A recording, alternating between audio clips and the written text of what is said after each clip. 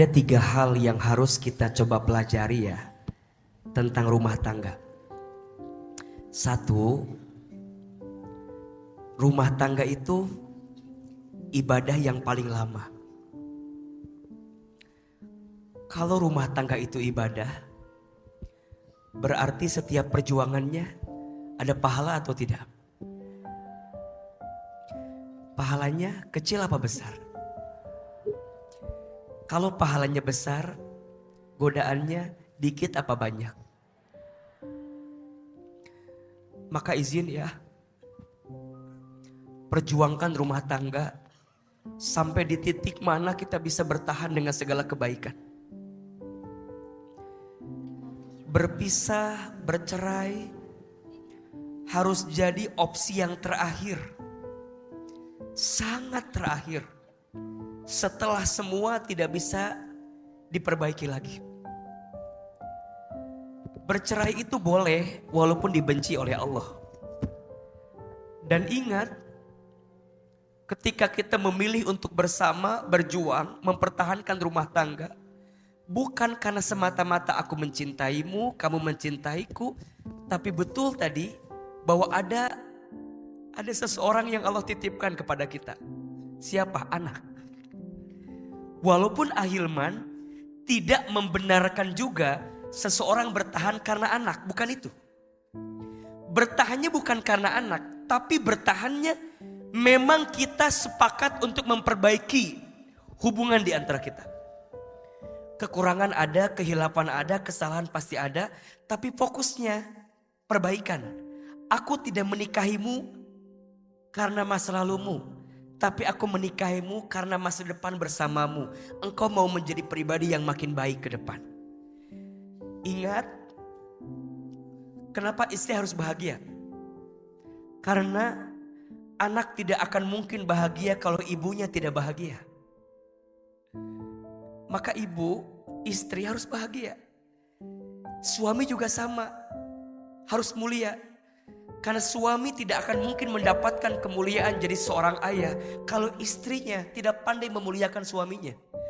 Kalau niatnya ibadah, kita akan menemukan jawaban. Semua perjuangan rumah tangga kita pasti ada pahalanya. Teteh lagi diuji rumah tangga. Suami masih sayang rasanya sama teteh. Beliau masih ngasih nafkah. Tapi mungkin yang Aa pahami, ada luka yang tidak bisa diceritakan oleh beliau. Ada perasaan mungkin yang tidak bisa diungkapkan. Ada kekosongan di hati. Apalagi mohon maaf, jaraknya berjauhan.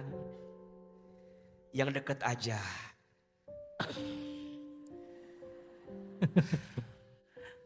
Apalagi yang jauh ya. Yang dekat aja teh masih suka ada masalah.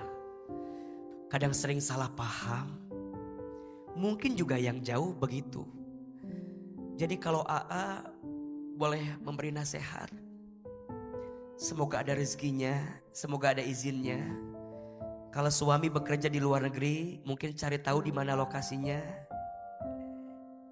Kalau ada kesempatan, ajak anak temui ke sana. Kalau ternyata suami nggak boleh, ya berarti memang mungkin dia tidak ingin rumah tangga ini berjalan dengan segala kebaikan ke depan.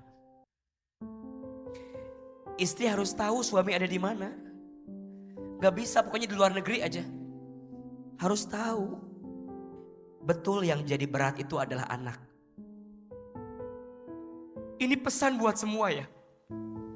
Kita mungkin punya masalah dengan pasangan.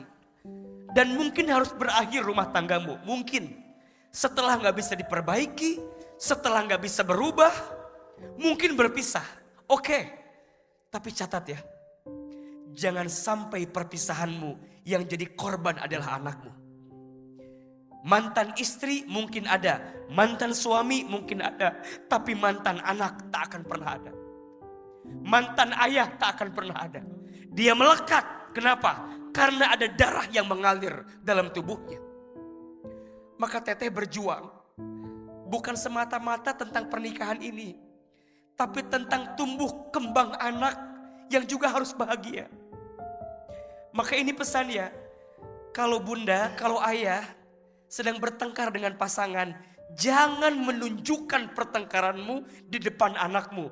Karena itu akan jadi sesuatu yang terus direkam oleh bayangan anakmu.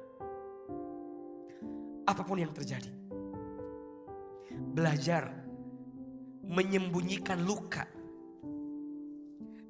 Belajar merahasiakan sakit. Belajar menyelami, mendalami setiap luka hati yang pernah dirasakan. Mungkin tidak sembuh sempurna, tapi setidaknya kita bisa lebih kuat menjalani hari ke depan. Hati-hati ya, KDRT itu bukan hanya tentang kekerasan fisik. KDRT itu bukan hanya tentang kekerasan verbal. Tapi sekarang ada istilahnya silent treatment. Didiemin sama pasangan juga. Menurut Ahilman itu KDRT. Sakit gak didiemin gitu?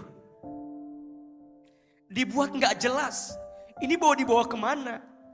Rumah tangga itu tangga berharga untuk mendapatkan surga. Bukan tentang aku mencintaimu, kamu mencintaiku, bukan itu. Tapi rumah tangga jadi jalan yang ketika bersamanya menjadikan kita mendekat kepada Allah dalam setiap kebaikannya. Maka ayo berbenah, berubah. Hidup harus melangkah. Kata bismillah. Kalaupun nanti harus patah dan semua selesai, yang hancur rumah tanggamu, bukan hidupmu.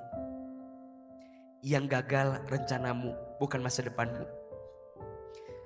Teteh masih punya anak, tatap dia, peluk dia, cium dia.